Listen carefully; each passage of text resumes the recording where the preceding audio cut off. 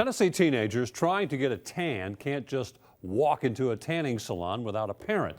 Here in Tennessee, parents must sign on the dotted line before kids can sun indoors. News 2 wanted to know who is responsible for making sure tanning salons follow that law. News 2's Lori Mitchell found out if it's being monitored.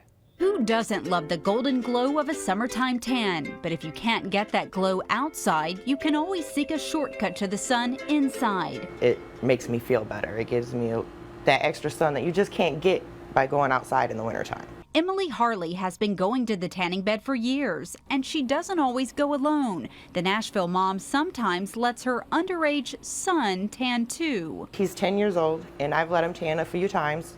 Not long, about 4 minutes, because the skin is very tender, but he gets eczema on his arms and his legs, and if it flares up, the UV is great for drying it out and starting to heal it. Under state law, it's perfectly legal for Harley's son to use a tanning bed as long as she's with him. In Tennessee, anyone younger than 18 must have parental consent when they purchase an indoor tanning package. Children under 14 can tan only if a parent is on property with them. But who is really checking to make sure tanning businesses follow the law? We found out it's not up to the state health department or the Division of Consumer Affairs. Those agencies tell us the responsibility falls to the Food and Drug Administration. There's no local number for the FDA, so we called the main line and left messages, but no one called us back. There are random checks at tanning salons about once every 12 months, but it's really up to honest business owners to follow the law. We are unaware of when they are coming in.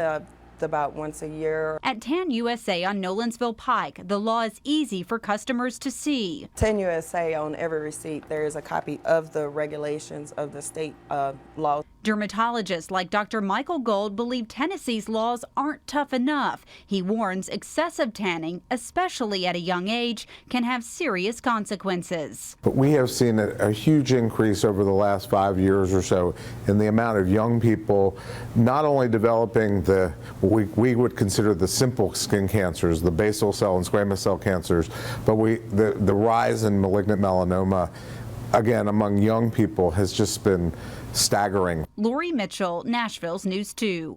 Dr. Gold says more than 80% of our sun damage occurs before we're 20. Currently, states that have the strictest underage tanning laws are California, Nevada, Vermont, and Texas, all of which prohibit indoor tanning for anyone under 18. The list will grow to include Illinois and Oregon this January. Some breaking news to tell you about tonight. A grand jury has returned a 14-count indictment charging a former Donaldson Christian Academy teacher with aggravated sexual battery against 2 students. Now, the investigation into David Turner started back in February. He was suspended from the school after the investigation started. We're working to find out more, and we'll update you on our website, WKRN.com. Do you believe in life after love? Some good news for Cher fans tonight. We've learned the pop icon will bring her Dress to Kill tour to Nashville next year. She will play at the Bridgestone Arena March 31st. It's her first trip on the road in 10 years following the end of her so-called farewell tour. Tickets go on sale for the concert October the 1st. My touch with greatness back in the 80s. Cher was in town. I don't even know what for. I was walking in the Union Station Hotel. Around the corner, she walked right into me. Oh, really? Yep, it's my one brush with greatness. You need to go back and see her. Yeah, I'm sure she remembers. Right. What do you think, Lisa? Think she remembers? You remember is what I think. He knows every detail, Sam. Well, let's talk about temperatures out there. Today, it really still felt pretty nice. I mean, it was a perfect weekend, especially Sunday, but 81 degrees in Nashville feels